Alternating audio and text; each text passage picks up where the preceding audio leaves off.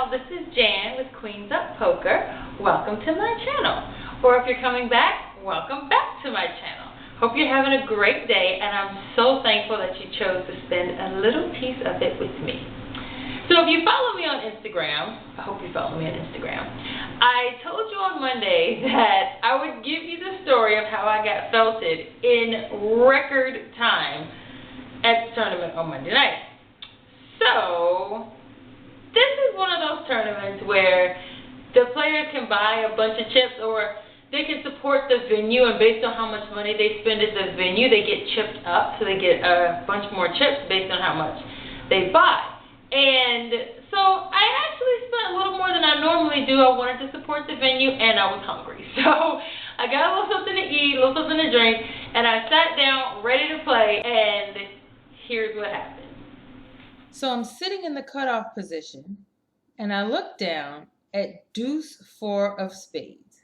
To be sure, this is not a good hand, and usually I wouldn't play it, but it was early in the game, and since there was no raise, I decided to call. The dealer pulls the chips into the middle, and we're off to a flop that hits 4, 7, 10.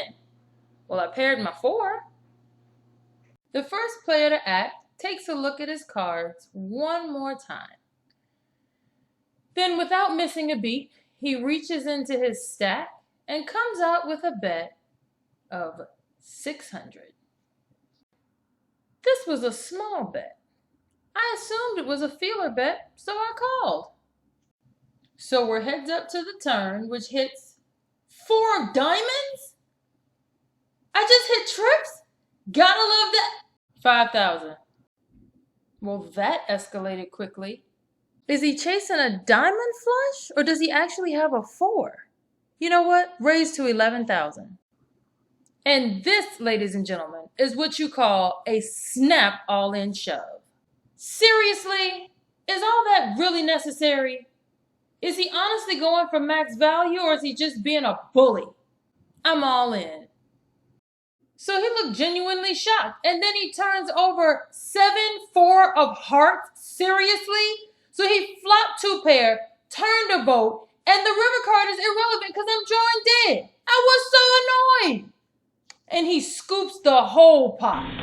So yeah, several poor decisions were made in that hand. I would say there were 3 main decisions that I made that contributed to such a quick exit to this tournament. So number 1, I chose to play a less than optimal hand. Actually, it was a trash hand, and I'm aware of that. I'm totally aware. I just figured since it was early in the tournament, I might be able to get away with it, but that was the first decision. And if I was going to play such a bad hand, I should have raised a little bit just to get some of the other bad hands out of the pot, but I didn't think about that. So that was the first thing. Secondly, I can honestly admit that my decision to call his all-in was an emotional decision. I just didn't feel like getting bullied that night. I mean, I knew I was short of stack. I knew that they were going to put pressure on me.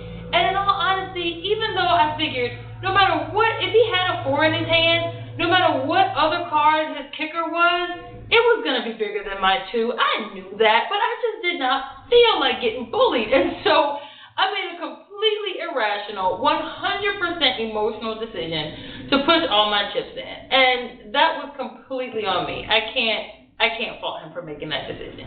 And number 3, I didn't properly process the information I'd been given. I mean, when I raised, it was to see if he had a 4. That was the whole purpose of putting more money into the pot, was to see if he really did have 3 of a kind, or if he already had a full house, or just to understand where I was in the game. And in all honesty, I knew that he was a pretty good player. I mean, I played with him before. He doesn't really commit all of his chips unless he knows he's going to win. So I just didn't properly process the information that I asked for. And when I got it, like I said, I was frustrated, and I didn't feel like being bullied. So those are the 3 things that I learned, those 3 lessons. Number 1, don't play crappy cards. If you're going to play bad cards, at least raise to try and get the other bad cards out of the way, because in hindsight, 7-4 is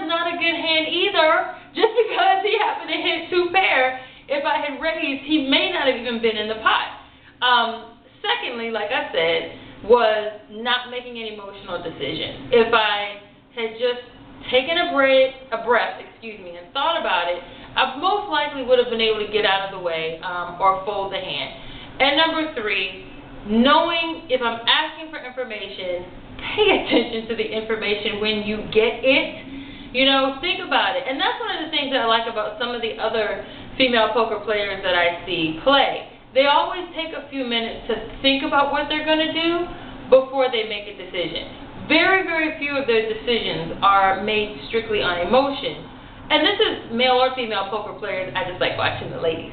But when they do take a minute to think about it, they usually end up making the right decision in that regard. So those are the 3 things that I learned. And I've had quite a few people that have asked me since I did my first video how to play poker. Like they really don't understand the rules. They don't know kind of anything about the game. So I decided that starting next week, I'll be doing a series on poker basics. So if you're interested in learning, this would be a great time for you to subscribe. So I'll go through exactly how the game is played, what the rules are, and then talk a little bit about strategy and a little bit about how you can improve your game, or what I've done to improve my game over the years. So look forward to seeing you back here next week.